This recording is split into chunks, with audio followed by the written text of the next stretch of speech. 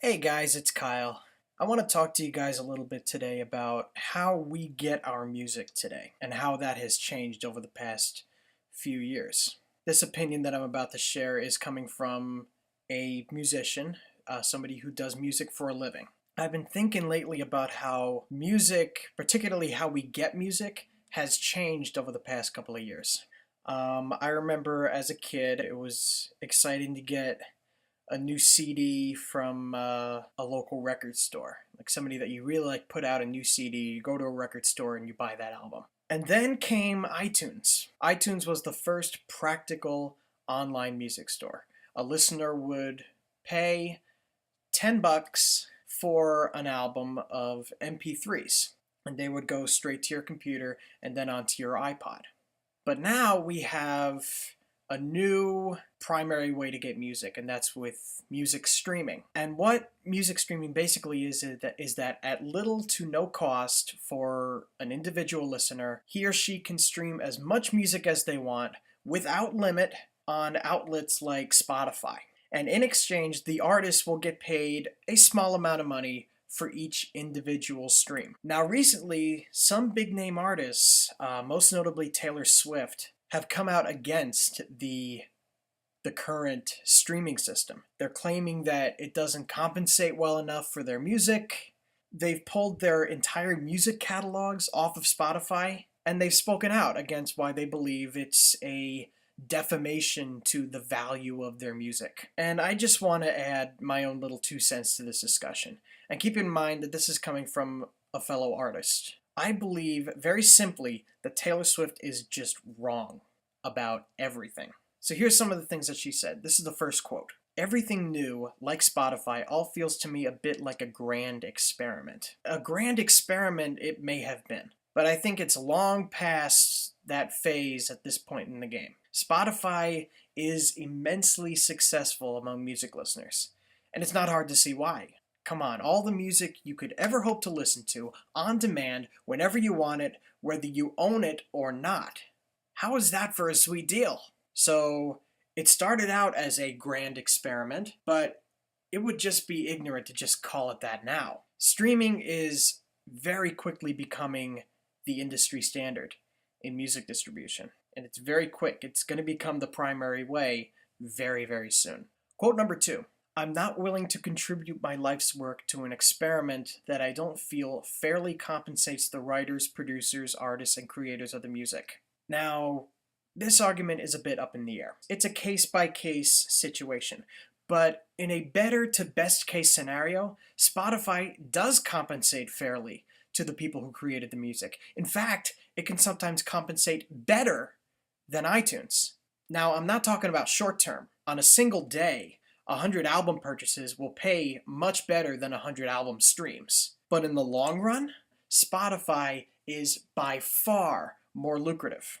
If one person buys the new Taylor Swift album on iTunes and pays $12.99 for 13 songs and plays the album in full every day for a year, the value of all of those plays is still $12.99. That does not change at all. However, if that same person streams the entire 13-song album on Spotify every day for a year, and the artist gets paid about half a cent per song stream, the value of all those plays will come out to $23.73. That is almost twice as much as the single purchase on iTunes. $23.73 to $12.99 on iTunes. That's a big jump. Now, I understand that that is a best case scenario, but whichever way you look at it, the results will almost always, over time, add up in Spotify's favor. Quote number 3. "I just don't agree with perpetuating the perception that music has no value and should be free." Now, this argument seems to point to a certain definition of value that I, quite frankly, don't really agree with. If you value your music based on how much people are paying you for it, then you're doing music wrong. I've never been one to care very much about money.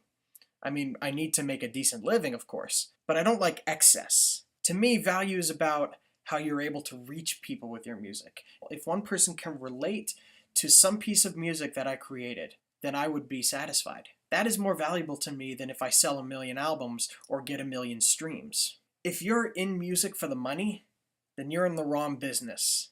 Now, the other half of the argument is about the perception that music should be free. Now, this, quite frankly, is just another ignorant statement about what online streaming is.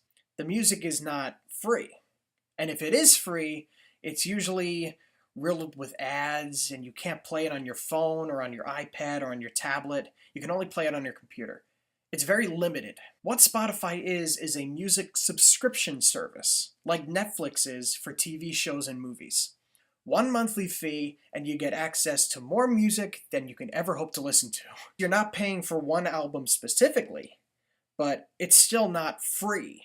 I relate it to going to the world's greatest art museum, paying an entrance fee, and getting to see all of the most beautiful paintings and sculptures for as long as you'd like. And the money that you pay at the door still goes to the artists, just not as quickly a rate than if someone bought the painting at an auction for several $1,000s. The music isn't free, and it still has value. Now, the last point I want to make about this, I want to point out that this is not a one-size-fits-all argument. Obviously, these scenarios work best for major label artists like Taylor Swift who get a lot of traction. But for many indie artists who are just starting out and don't have that kind of traction, it's a completely different story. I don't have any of my solo music on Spotify, but my band has its 3 most recent albums available for streaming on Spotify. And our manager will complain sometimes about how frustrating it is to get the monthly 4-cent check from Spotify for one album stream. Now, artists who don't have a lot of traction are going to suffer more. But that's always been the case. It's been that way in the days of vinyl LPs, in the days of CDs and record stores. It's been that way through iTunes. But the artist is still able to make up for it. That's why they came up with crowdfunding. You get websites like Kickstarter and Patreon and Indiegogo that are very popular with artists and bands who struggle with making money with their music.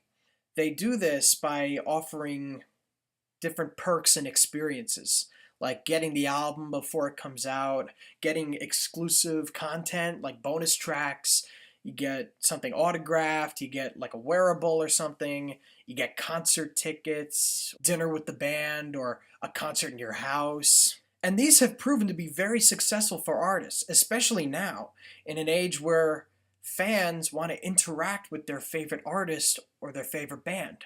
So this is what the music industry looks like today. We've got online streaming taking over from album and song purchases on iTunes. And for those of us who want to give away a special kind of experience, we have crowdfunding. This is the future of the music industry. And I think it's going to be okay. Well, that's all I have to say about all this. Thank you all very much for listening up this far. Hopefully I won't do too much ranting on this channel. This channel will mostly be about my music and making covers on YouTube and original music. I don't plan on doing this often. So thanks for bearing with me, and I hope you stick around for everything else that this channel has to offer. See you around.